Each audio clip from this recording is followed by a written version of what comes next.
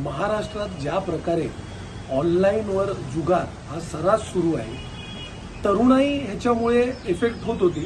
पण आता जर आपण पाहिलं तर ह्याचं लोण जे आहे हे आता महाराष्ट्राच्या मंत्र्यांपर्यंत पोहोचलेलं आहे. आणि जिथे ज्या कायद्या मंदिरात जिथे कायदे बनले जातात महाराष्ट्र विधानसभेत, तिथे देखील आता मंत्री हे ऑनलाईन रम्मी खेळत आहेत. तर मला असं वाटतं की आता महाराष्ट्र सरकारच्या पुढे ही वेळ आलेली आहे की ज्या प्रकारे आपल्यापेक्षा आर्थिकदृष्ट्या कमी सक्षम असलेले राज्य आंध्र प्रदेश, तामिळनाडू, ओरिसा, गुजरात, आसाम हे जर आपल्या राज्यात बंदी घालू शकतात अशा प्रकारच्या ऑनलाईन जुगार, पोकर, रम्मी या सगळ्या तत्सम जुगार गॅमलिंगच्या ॲप्सवर, आणि ज्या गुजरातबद्दल इतकं आकर्षण आहे या महाराष्ट्र सरकारला आणि इथल्या त्या भाजपच्या लोकांना, त्यांनी मला असं वाटतं की त्या गुजरातकडनं काहीतरी शिकावं. गुजरात राज्यामध्ये त्यांनी एक नवीन नियम करून जे सोशल मीडियावर इन्फ्लुएन्सर्स होते तशा प्रकारचे इन्फ्लुएन्सर्स आणि ऍक्टर्स यांच्यावरती गुन्हा दाखल केला,